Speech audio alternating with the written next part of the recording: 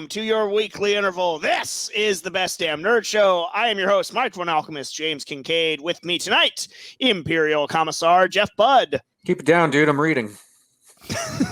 Reading when the visual gags are back, baby. He's reading a White Dwarf. Chief Star Labs, Mark Truex. What's up? And Hall of Fame cyber athlete Jonathan Craig. Well, hello, everybody.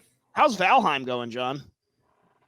It's not going good. So I ventured off into the swamp for the first time. I made it like 10 steps into the swamp.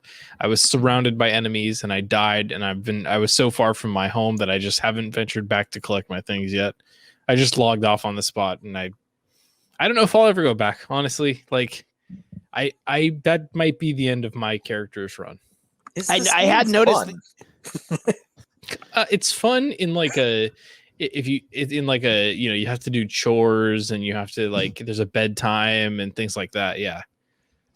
Well, you do chores in Red Dead too, and that's fun. I noticed you haven't asked me to Heim with you lately, so I figured something bad must have happened. I mean, I will say I do have to play in the Discord though, because I've explored a lot more of the map since the last time I streamed it for you. So I will log back on and collect my things at some point. I had worked up so much courage to go into the swamp, and then I died so quickly in there and so far from home that I just need a breather is all. But I will be back. I will be back.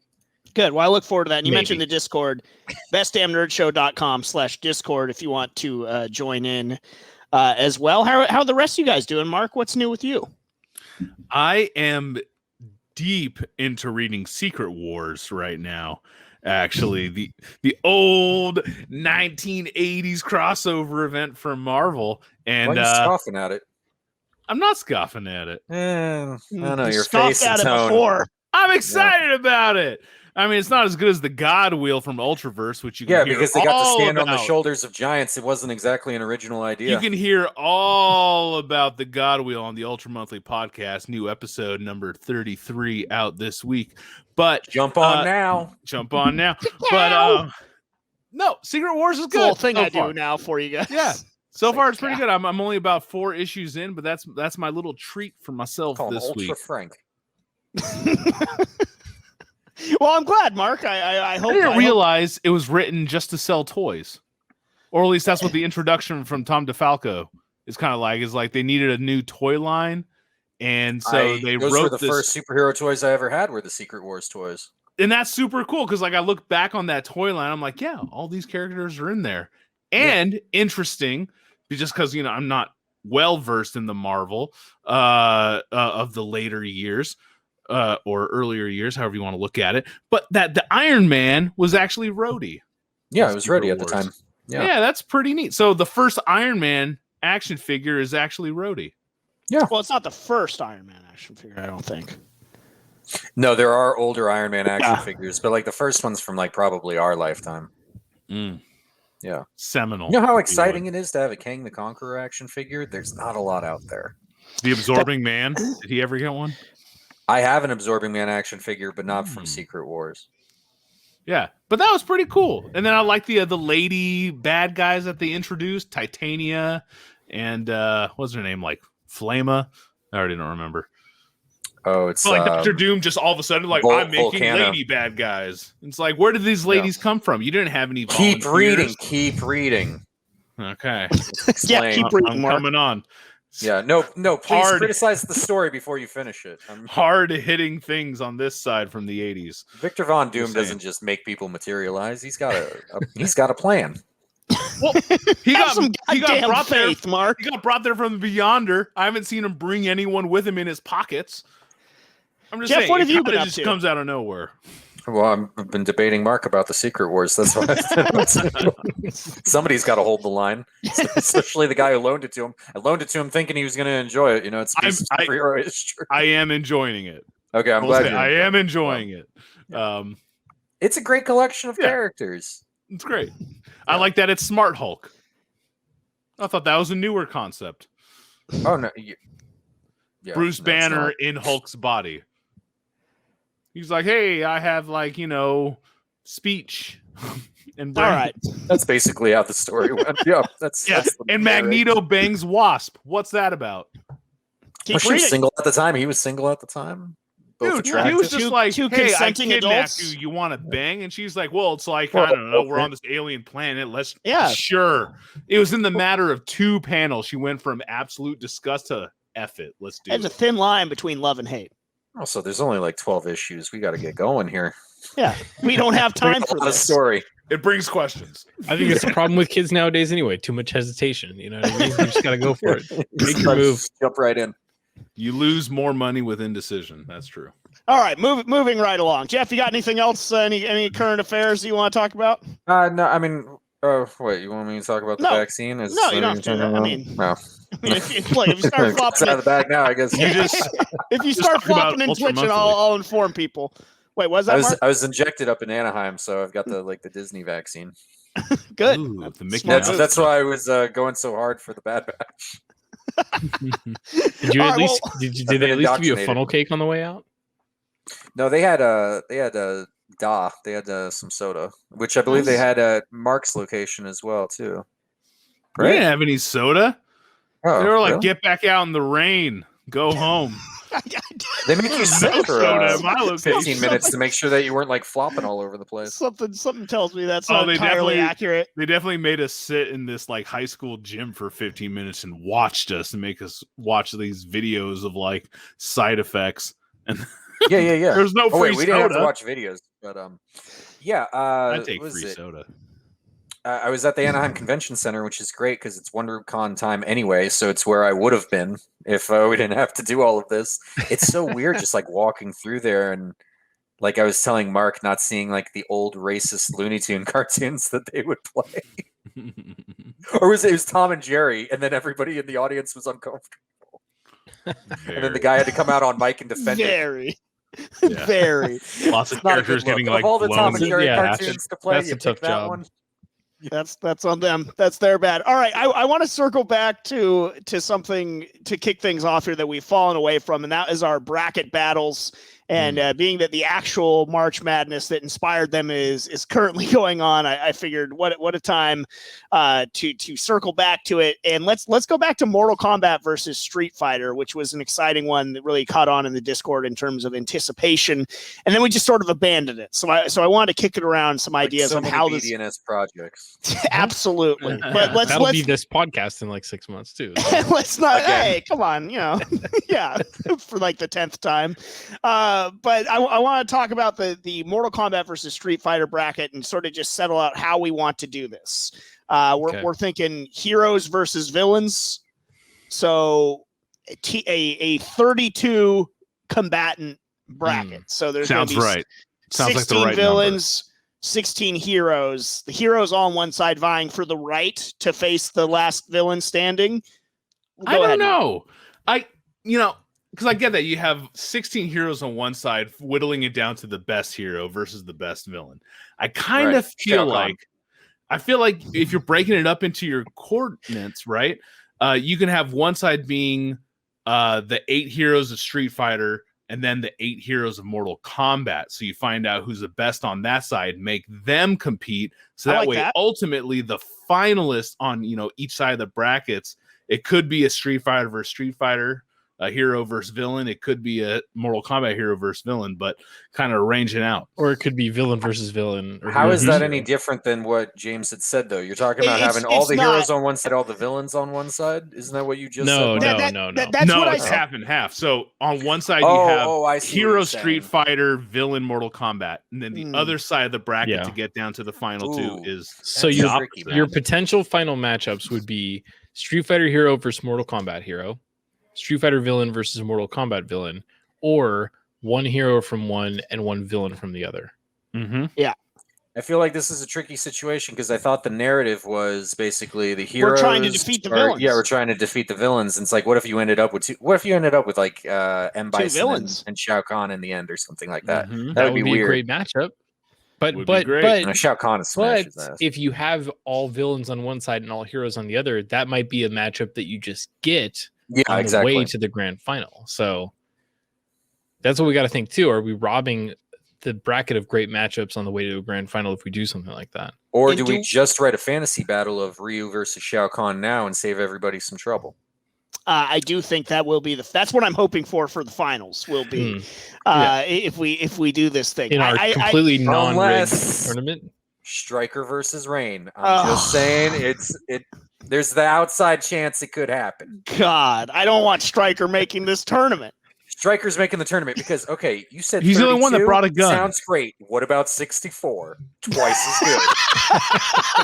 It's like 80% Mortal Kombat characters. We're going from which Mortal Kombat did Stryker first appear in? Was he in 3? 3. Fuck. Okay, so Yeah. he's even the technically original available. trilogy, bitch. He's technically available. Oh yeah, are we only going like? I thought the original No, original plan was to go by the first 3 Mortal Kombats, right, to make it more sort of manageable. Or we can expand it out. I mean, And then I don't know if it really 2 matters. Street Fighters. I don't know if it I don't really even know matters. if you have Yeah, enough characters. how are you going to do Street Fighter? Because aren't there like 15 Street Fighter 2s? They just wouldn't let that game go. Well, it was the best one. Well, I think you would do like Super Turbo, which probably has the most expansive roster. Does that include the Alpha people? Because I kind of want to drop in a couple of guys from Final Fight. I'd like to see Cody and Guy in there. Alpha, yeah, I would think that's Street Fighter 3. And it'd be cool to see Stryker versus God, who's that guy? What's his name? he's the guy. Nightwolf. No, from Street Fighter 2. Dan. When you love to see Dan Stryker Hibiki, versus dude. Dan. Yeah. Dan versus anybody is a great matchup. Well, I guess we'll take it to the Discord, but I can tell you 100% that Johnny Cage will be involved in our tournament, even though it's looking like he's not in the Mortal Kombat movie. Ridiculous, absurd. The movie stinks already. Yeah, you're not on Why board. would it not? Because not only do you not include Johnny Cage, which is ridiculous because of what a main character. If anything, he's a more important character now with the latest 3 games than he was in the past. But then you're also going to introduce a completely made-up character because the Mortal Kombat roster is not thick enough to take anybody who's already in the mythos and squeeze them into the movie. And you're going to have most of the story revolve around that guy. I don't give a shit. The early returns that I've heard about that character too are not good. So yeah, I'm not enthused about that. I do hope that somehow the Mortal Kombat movie is good, but Speaking about Liu Kang again, who cares? yeah, exactly. Awesome. It should be about Liu Kang. The first game or the first movie did it so well. I mean, the first game did it so well too, I guess. Yeah, not wrong either way, in either case. But anyway, we will take this to the Illuminati, and you will have your Mortal Kombat versus Street Fighter bracket very soon. We're going to take our first break. On the other side, I want to get Mark and Jeff's thoughts on all the turning tide in the Restore the Snyderverse movement and everything that's going on there. Mark, and I don't even know if he watched the Zack Snyder's Justice League. So we'll talk about that on the other side in the Best Damn Nerd Show. Welcome back to the Best Damn Nerd Show. James Kincaid alongside Jeff Budd, Mark Trex, and John Craig. And we are going to dive right back into the maelstrom that is the Snyderverse, the Restore the Snyderverse movement, all of the turmoil at Warner Media and all that good or bad stuff, depending on how you look at it. But before we get into the latest with that, I wanted to get Mark. Did you watch Zack Snyder's Justice League? I did. What did you think? I liked it. Shocker it so to no much. one, but I'm glad you enjoyed it. Dude, I am eyes wide open looking for a good time. And Zacky Snyder, dude, he delivered. Not only did I get all the parts that I already liked in the first film, I also got Martian Manhunter, pretty dope. I got some extra action. I got no random Russian family running from tornadoes or whatever. You got no random Russian family, but Martian Manhunter Leto. was pretty random. Jared Leto was in it. Martian Manhunter, I mean, could have been a little more. It's fine. But great to see him. I felt like Cyborg was an actual character. I felt like the Flash was an actual character. Flash in was great. Yeah. Darkseid. Come on. It was great. One of my biggest grievances of the original cut of Justice League was that Steppenwolf was just it was just like this herald of like, oh, but wait till you see Darkseid. Like, all right. Like, we saw him. Dope. That was excellent. It didn't feel like 4 hours in the slightest. Not in the slightest. The only thing that really drug it down was Lois Lane. Maybe I'm over Amy Adams. Technically, you did squeeze it in over 2 sittings, though. I did. I have children. They take might time. have helped the runtime feel. Little known fact. Yeah, just take point time. of order on that, Mark. That on balance, it might not have felt like 4 hours. Here's the thing: you sat down at two different times. No, for it. but you sound my like daughter Sarnoff watched. right my daughter could watched. never with be me. released in theaters. It's Dude, 4 hours long. fact- Did I mention the it's fact that 4 my hours? daughter- Fuck Zack Snyder. No, my daughter was heartbroken by the idea that Superman was dead. She's a 4-year-old, and she was like, "Where's Superman? He's gone." Why? I'm like, Wasn't she paid Because to Zack see him in the Snyder's beginning of the asshole. movie? that action. Didn't she see him die in the beginning She of was the movie? invested. Then when he came back, dude, boom, fireworks. It was amazing. So much feels, so much heart. SnyderVerse, let's bring it back. Why not? Great. I'm glad you enjoyed it. I'm gonna watch it again. I got another 4 hours this next weekend. I have watched it again. Jeff, I know we watched it together. That was a lot of fun. Yeah, together, felt like that 4 was- hours though. Yeah, definitely. Well, we Felt watched long. it in one sitting as it was intended. But just I think would argue against that. I tried as much to impart sort of your takes on things when Davis and I talked about it, Jeff. But if you have anything just about the Snyder Cut in general before we dive into all the drama surrounding it since then. Yeah, I mean, I enjoyed it, but then I watched Mahler's Unbridled Rage video about it. Now I don't think I enjoyed it anymore. Oh no, don't let that It's influence like he you. really picked it apart. It's like, you know what? He's right about a lot of this. There are things about the Whedon cut that I wish were included. We talked about this. I like when Aquaman was holding the lasso. And told the truth. I thought that was a good joke, and yeah, it does kind of give you a little bit more as far as like his mindset into things. I think that this movie was a pleasant surprise. Because I did not have any faith in Zack Snyder doing Superman right. And Superman's personality was pretty much the same in both films. I mean, there were just a few other comments in the Whedon one, but I mean, that also had the weird CGI face. So, you know, pick your poison. I thought all of that was good. I didn't like the Russian family, so I was glad that they were gone. Also, I don't know if you guys remember this in the Whedon one, but there's like this weird cut where it just like goes to Wonder Woman and she's like smiling or like shaking her head because somebody said something stupid. It was like during the final battle. And I was just like, that's such a weird reaction shot. It was just dumb, and it was something that was added in later. So I'm glad that wasn't included in the Snyder thing at all. Like her it was career. so corny. Yeah, I don't. But I mean, yeah, overall, I thought it was good. It was good to see Darkseid. I still enjoyed it. I'd like to see more with this universe, I guess. Well, too bad. Yeah, maybe so, maybe not. I thought we were doing multiverse stuff. If we're bringing Michael Keaton back as Batman, can't we just do everything? That's at the all times?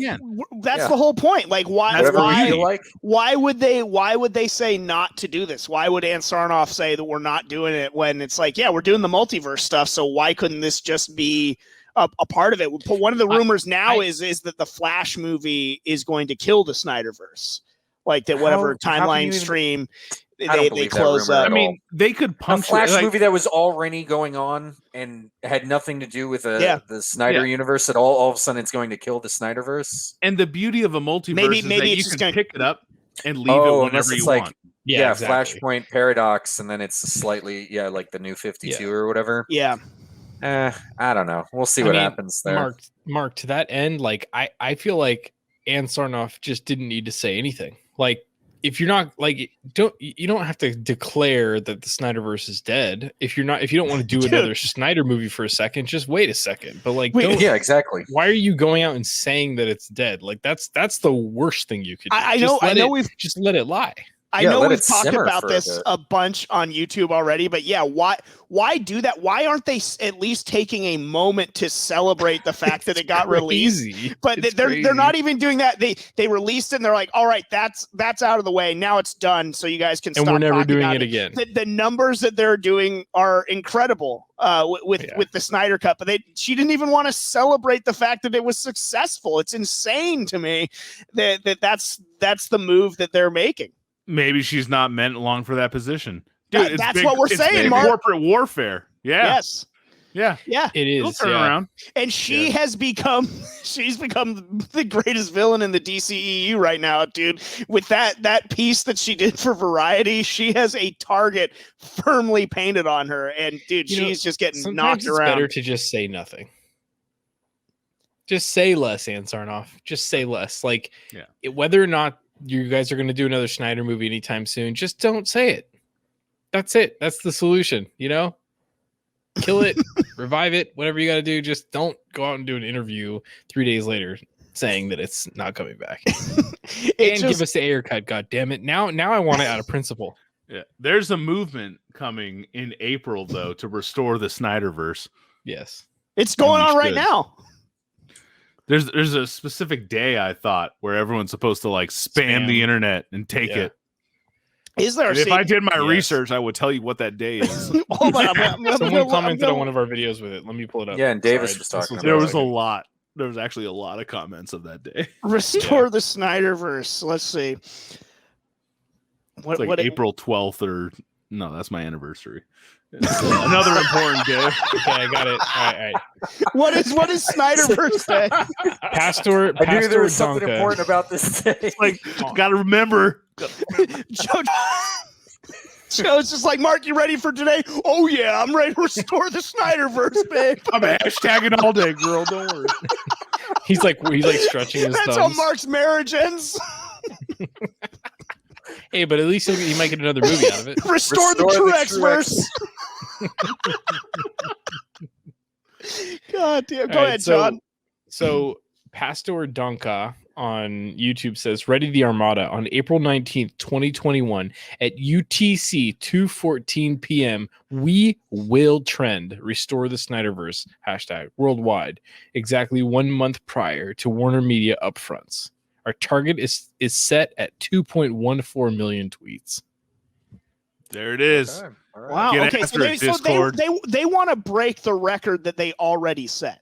Yes. Essentially, because the Restore the SnyderVerse trend already broke the Avengers Endgame record for like most trending tweets. We should have this guy on the podcast. I don't know, this like random YouTube commenter as like the voice of the movement.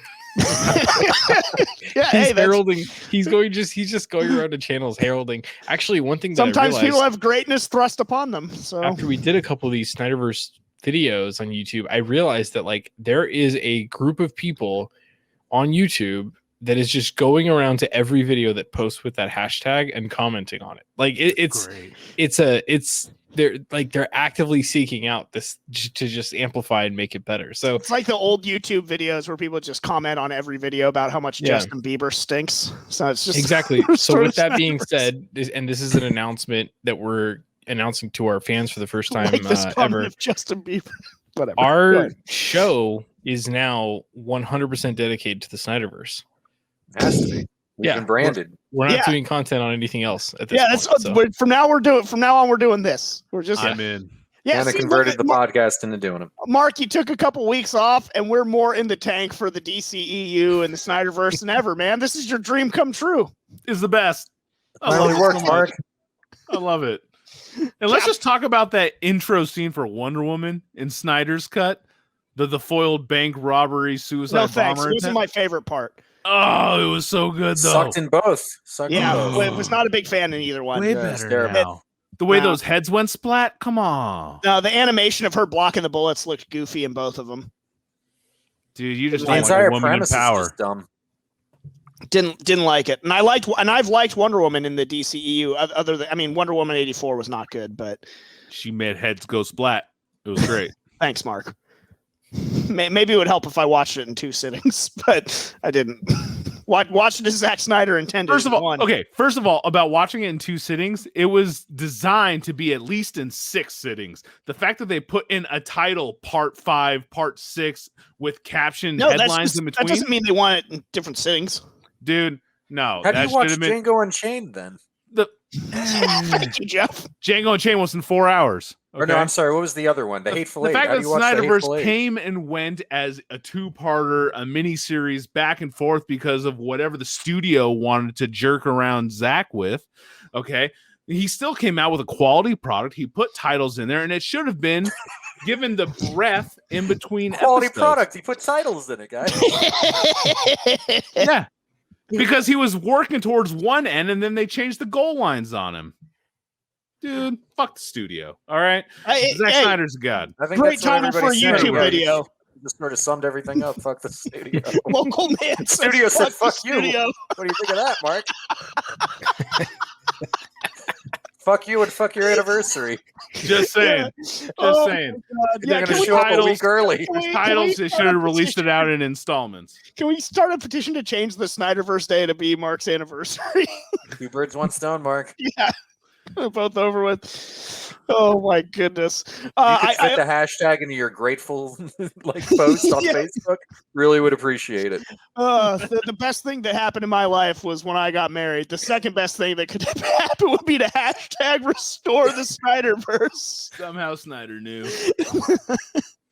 All right. I mean, the restore the SnyderVerse movement is reportedly getting or already has a very powerful ally as well. So I want to talk about that. And Jeff, I know you've mentioned it a little bit offline or on the Discord, and that is that Dwayne "The Rock" Johnson reportedly is all in on the SnyderVerse, wants to give Ann Sarnoff a rock bottom and a people's elbow, and take the Hamada-verse, turn it sideways, and stick it straight up Ann Sarnoff's candy ass. But apparently, The Rock is big fan of what Zack Snyder's doing and very closely tied with Henry Cavill. Jeff, your sort of thoughts on that? Do you think this will? Yeah, go ahead. What they like share an agent, or what's the deal? No, Rock's ex-wife is Henry Cavill's agent, and Rock has a good relationship with her. And Rock and Henry Cavill seem to be pretty tight, and he's a big fan of Henry Cavill's Superman, and yeah, the two of them get along really well. He's been pushing Henry Cavill to return as Superman long before we even knew we were going to get this cut. Yeah, and I mean, he wants Black Adam to face off with Henry Cavill's Superman, which would be awesome. I'd like to see that too. It would be awesome, and I think also you want to cast the Superman now. We got a good Superman. Let's just stick with it. I'm even fine with ignoring the other movies. Let's just keep the actors at least. I like these actors playing those parts. They look like them. I completely agree with that. Like, we don't want to have to reinvent the whole. It's not like Zack Snyder's narrative was that consistent to begin with. So I mean, you could pretend those other movies didn't even happen. Just let the audience fill in the blank. We're dealing with multiple timelines. They just look the same still. That's fine. Wouldn't they still look the same? Happens in the that's comic. what we'd think. Yeah. I mean, Bruce Wayne is still Batman pre and post Flashpoint Paradox, so it still would be Ben Affleck. Well, actually, no. In the parrot. Well, yes, pre and post, but Deering. That's what I'm talking about. Our guy Tomas. But I do think that it's important to note that just how powerful The Rock is in Hollywood as well right now. I mean, he is one of the very. He's the guy. He's the guy, and for him to come out, and he really throws his weight around. He does. He like does destroyed the not shy Fast away and from Furious that. franchise. Yeah, he does not shy away from that. So I don't think that it really is being overstated that his support of Restore the Snyderverse could pay huge dividends in that sort of carrying the day. I do think that if the Rock sort of throws his weight around, like you said, that could be sort of a deciding factor for this, which is exciting, especially if Black Adam is a hit. Yeah, absolutely. Whatever the hell they're calling it. Yeah, well, I think it will be too. So yeah. People are excited for it. Yeah, just Piercy Brosnan. Come on. Well, I mean, yeah, that just adds to it, honestly. Oh, so good. Can't wait. And I mean, we don't have the kind of time to rebuild the universe again. We got a ton of the characters already. Let's just go from here. Come on. But I don't think they're trying to have a consistent universe. I think that's the thing. I think that they're well, good news. They don't have a consistent universe. They don't need to. A bunch of the multiverse is the consistency. Yeah, it's all very unwieldy. Yeah. But I mean, the just fact take that a they have page the out of success DC of Comics books. Exactly. And the fact that the Arrowverse is such a strong thing for them as well, it can stand on its own and still morph in and out like they did in Crisis on Infinite Earth's storyline on TV, where they had Flash from Snyderverse pop in. And that was a delightful scene. Delightful. Could do it. So Black Adam got a release date, January 29th, 2022. It's a long time to wait for it. It feels like it's been 5 years since The Rock was cast as Black Adam. And I am excited. I do think the movie is going to be great. You mentioned Pierce Brosnan getting cast as Dr. Fate. I think I think that's great casting news. That was a big time nerdgasm from me. And just like that, we're getting the JSA and everything with Black Adam.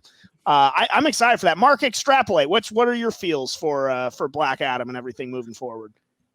The fact that Black Adam is getting a movie is pretty titillating for myself, because I do love Black Adam as the anti-hero that he is. I love him as a villain, but I like that his heart is always in like the quote unquote right place, but he goes all out for exactly what he wants and the people he cares about, which makes him an exciting villain. And the fact that they're tying the JSA into it makes total sense with the kind of longevity and lifeline that Black Adam would have. The fact that we can get a Hawkman in this, let alone Atom Smasher and Dr. Fate. Like, Dr. Fate's one of my dudes. You put Piercy Bras in that helmet? Come on now. Him and Naboo, they're going to make some gold on film. So I can't wait to see it.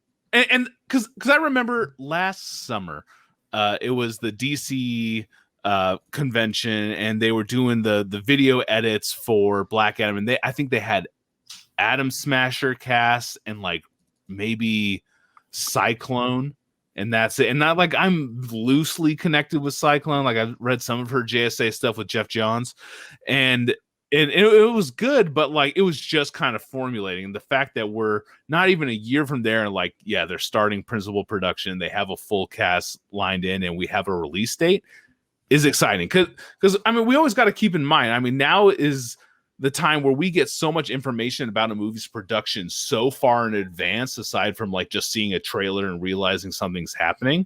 I feel like this is actually on a pretty escalated schedule with the amount of information we've got on it to where we are now. Yeah, I totally get that.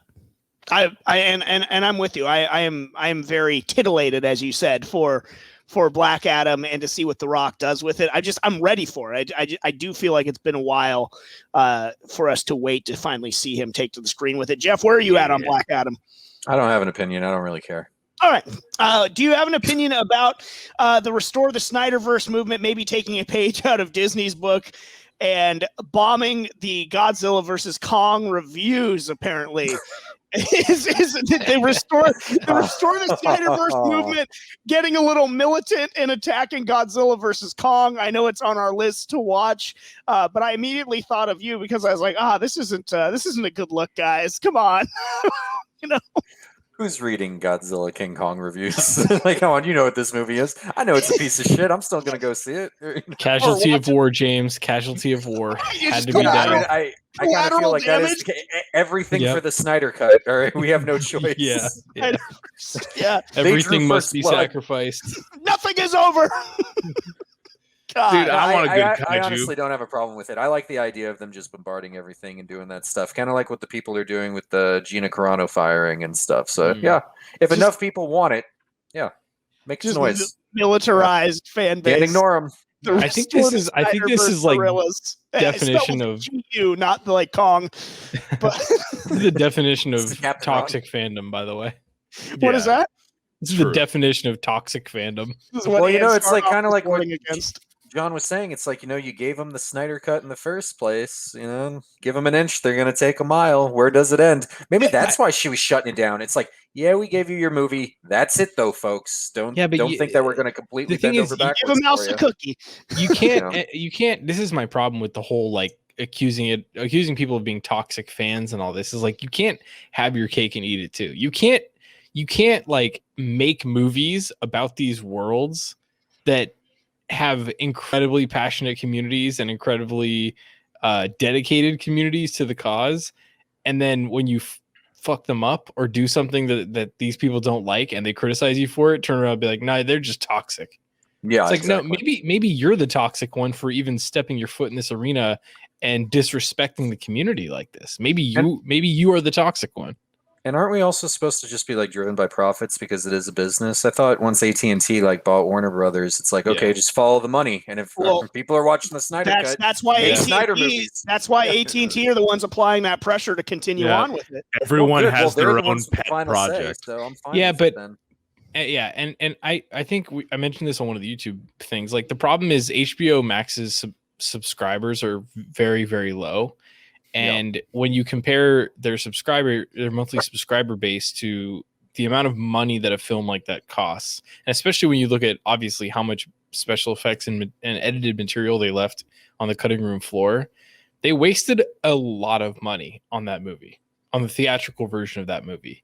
And even re-releasing it with this new cut and finally showing all this footage, that is not a sustainable model with the amount of income that they're making off HBO Max. And hypothetically, when theaters open back up, you know, they'll be able to make some revenue from that. But I think maybe what she's saying, if you read between the lines, is like, me and Sarnoff as CEO of Warner Brothers, like, I have failed because HBO Max is a flop. HBO Max is a flop. It doesn't work. It doesn't have enough subscribers to continue making good content like this. We need to focus on low budget, low visual effects budgets, like simple characters that don't require these epic worlds to be created. We cannot sustain this. And that, like, but she's not going to go out and do an interview like that where she's going to hold herself accountable for the success or failure of HBO Max. Instead, she's going to be like, yeah, it was received well. We're probably going to do other stuff from here on out. It's like, why, Anne? Why? What's the correlation with the subscriber numbers? And give me my question series if we need low budget stuff. And I will say this: if it is confirmed that Dick Grayson is dead in the SnyderVerse, let it die. Burn it if you have to. Like, no, it's dead then. Let the past die. Yeah. Kill it if you have to. Mark, you were shaking your head. What say you? I don't know, man. Like, I want a good kaiju flick. Sounds great. You're still getting makes that, me though. sad. I know. I'm excited. I like what HBO Max. They're just kind of doing a SnyderVerse commercial underneath it in the comments section. I'm a Hebo shill. It's cool. I love what they got putting out over there. What's your favorite Godzilla movie again?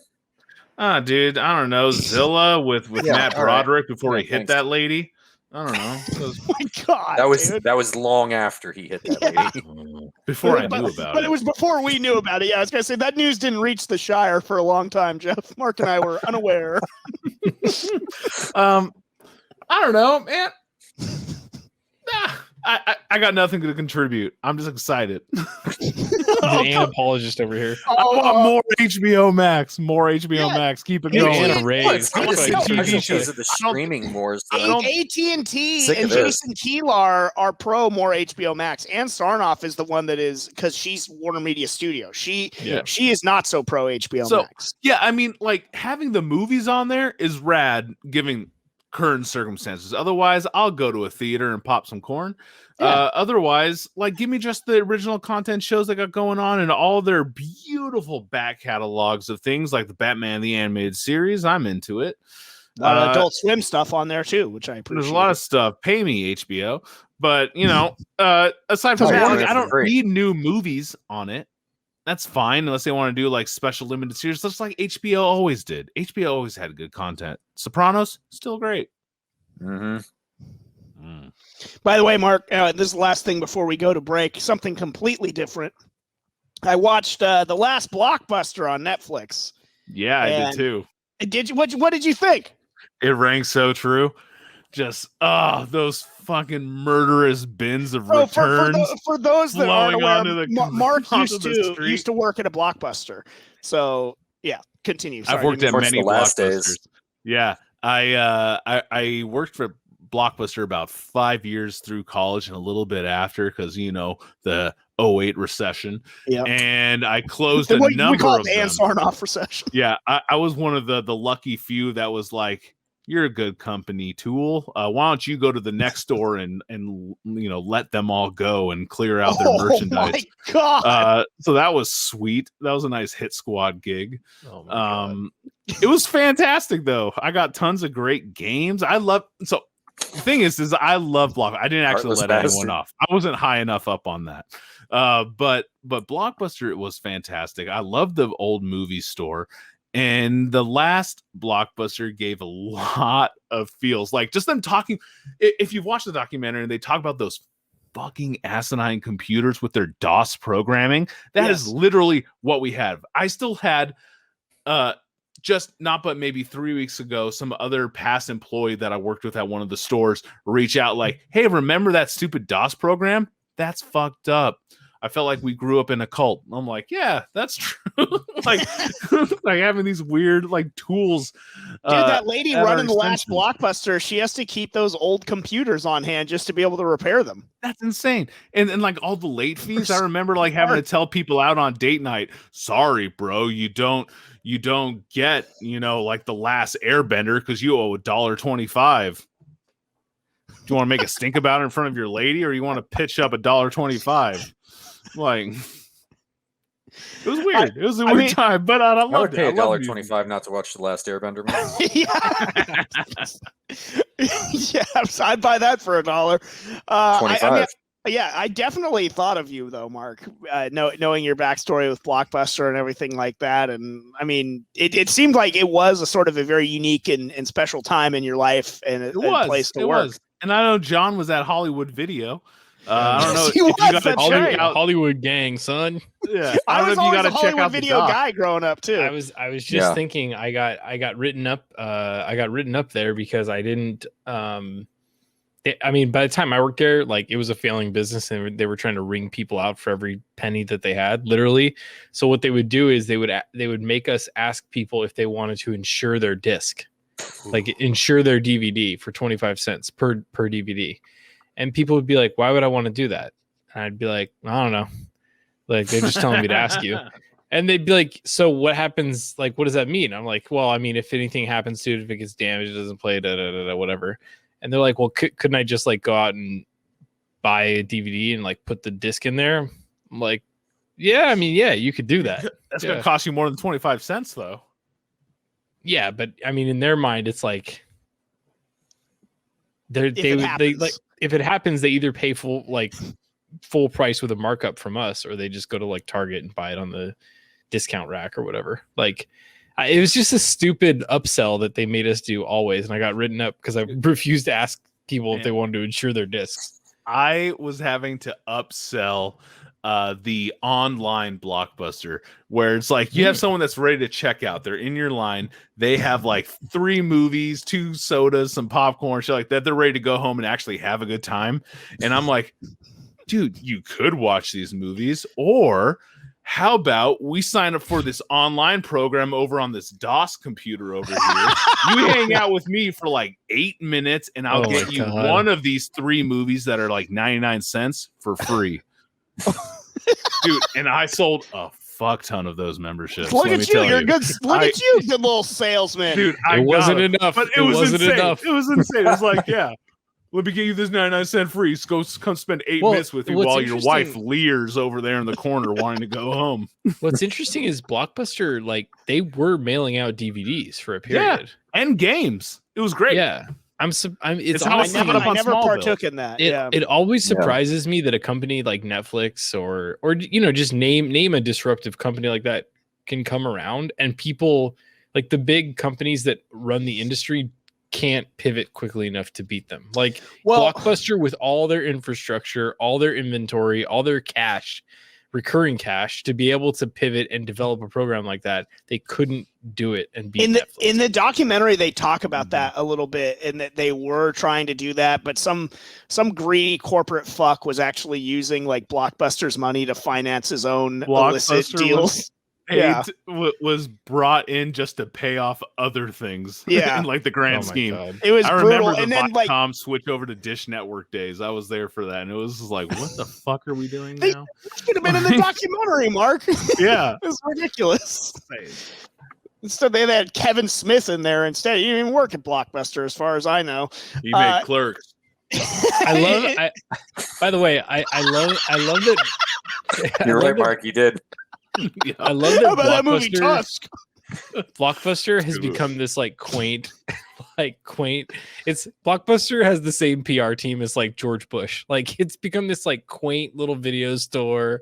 Like there's one left. It's looks so better cute in your memory than it actually was in real life. Does anyone remember the good old Blockbuster days? Meanwhile, like Blockbuster was this ruthless corporation that sent little mom and pop video rental places out of business, ruined people's lives, their careers. Like people lost their homes because they're like mom and pop video stores stuff went out of business when Blockbuster came to town. But yeah, now we remember it as like, no, it's beautiful. It's beautiful. God, they were the underdogs. Remember that? There's still some mom and pops out there though. The Which is little exciting blue to and see. yellow engine that could. I liked Hollywood Video better. I believe they were the originators of the 5-day movie rentals. And I remember a certain odyssey that Jeff Budd and I went on in San Francisco to go to Jahns Hollywood Video. It was far. It was, and Jeff and I were playing. Was it God of War 2? God of War 2, yeah. And go ahead, Jeff. No, you go ahead. You go ahead. So you go ahead. I don't remember at all. Basically, my disc for God of War 2 kept glitching out at the same moment.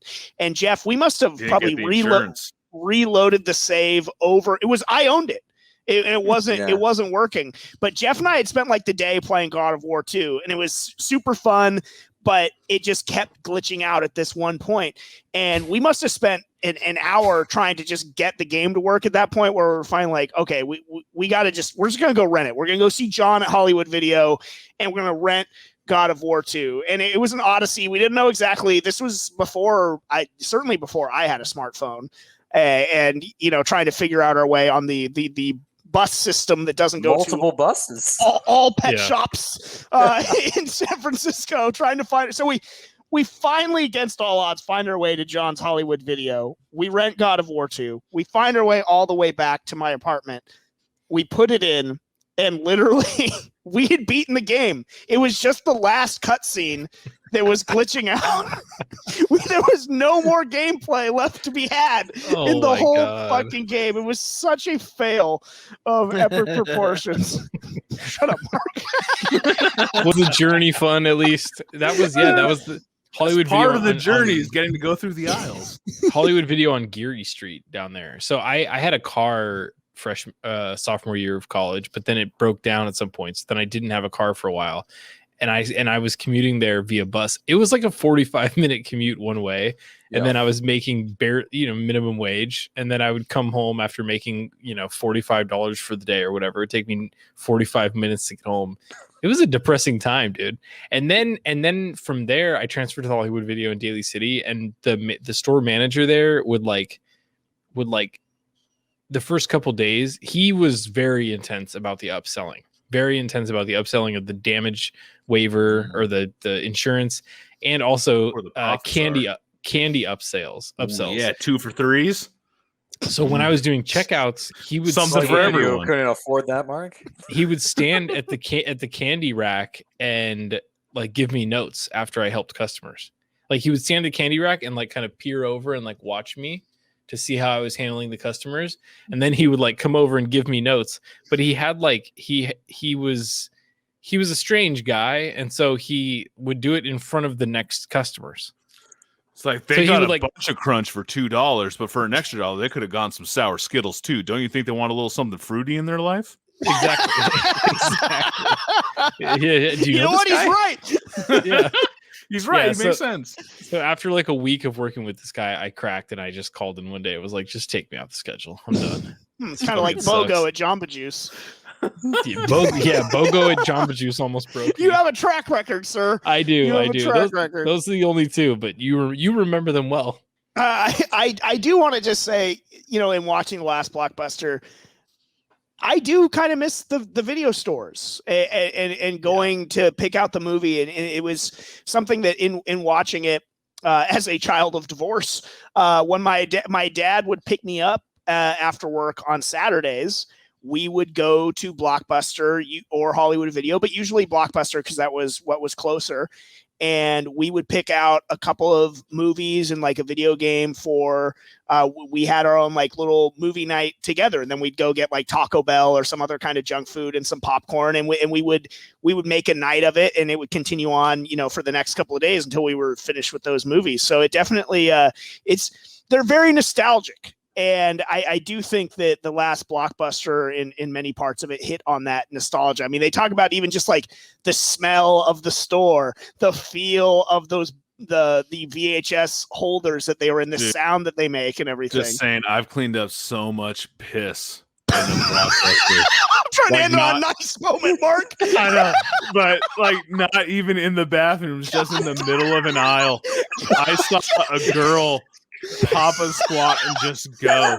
And her folks grab her by the hand and be like, sorry, and run out the door. Oh man. Like, I have different think that made the connotations of the smell.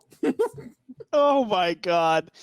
All right. Well, you know what? I actually think that's going to be the podcast for this week. I don't think we have anywhere that we can go from there, unless anybody has any burning thoughts about the Obi-Wan cast or anything like that. We can touch on that another time. But I think that's the perfect note to end on, Mark. Thank you. It was very sweet and nostalgic of you to share that story. That's going to do it for this edition of the Best Damn Nerd Show. Have a great week, everyone. And remember, if you're a nerd, always say it loud and say it proud.